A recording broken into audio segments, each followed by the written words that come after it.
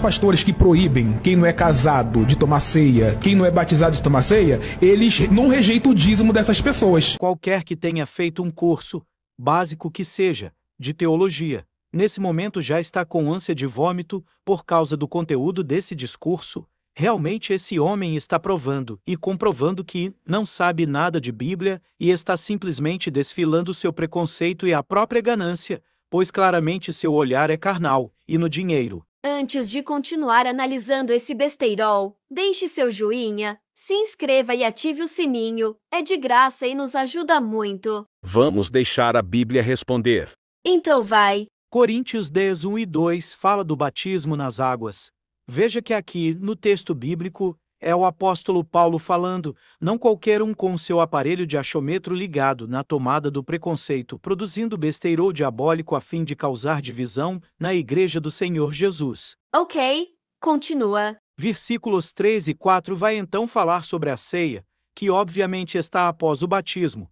Então não é o pastor que proíbe o não batizado de participar da ceia do Senhor, mas a Bíblia que exige que primeiro seja batizado e depois coma o alimento espiritual e beba a bebida espiritual. No versículo 6 o apóstolo vai então alertar os batizados contra a cobiça. Me parece que esse aí já foi pego por ela, pois está claro o tamanho do olho grande, pois esse discurso só engana os simples de coração. E os que são batizados e são excluídos da ceia, o que a Bíblia diz? Ele está falando de pastor que exclui batizado da ceia por conta da falta do casamento. Qualquer pessoa que já vive junto sem casamento e se é candidata ao batismo nas águas deve se casar primeiro antes de ser batizado. Então esse cuidado já exclui esse problema. 1 Coríntios 11, 28 vai dizer para a pessoa examinar a si mesma, e no versículo 31 vai dizer que, se alguém não quer ser julgado, então faça conforme o versículo 28, examine-se antes de comer e beber. Logo é a própria pessoa que já foi batizada nas águas, que escolhe participar ou não da ceia. Assim ela mesma poupa o pastor de ter que tomar a decisão por ela.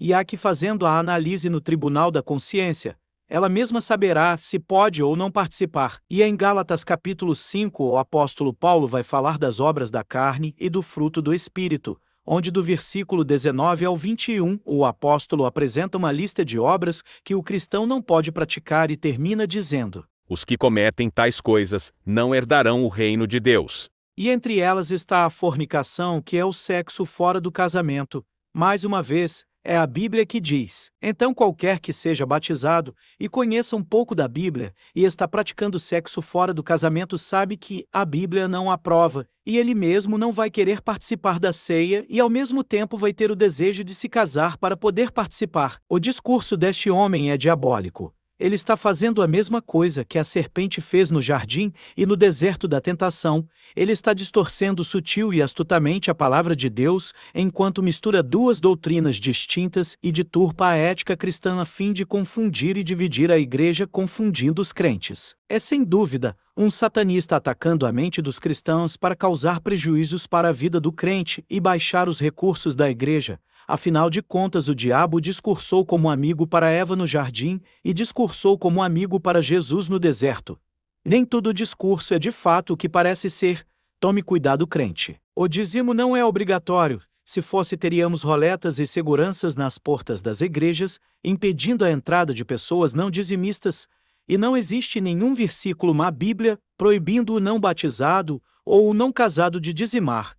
Portanto, o que a Bíblia não proíbe não pode ser proibido, mas é bastante incomum uma pessoa que não foi batizada nas águas ser dizimista. Muitos mesmo depois do batismo, ainda não são dizimistas. Portanto, esse homem, seja ele quem for, não entende nada de Bíblia nem de igreja. É um embusteiro, um tipo de Sambalate e Tobias, falando do que não sabe e vomitando sua própria ignorância a respeito da doutrina da ceia, a respeito da doutrina do dízimo e a respeito da ética cristã. Pastor, olha para mim, pastor. Você quer rejeitar, pastor? Olha para mim, olha aqui, olha aqui. Quem é você para intimar qualquer pastor que seja? Nenhum pastor te deve satisfação ou resposta alguma, rapaz.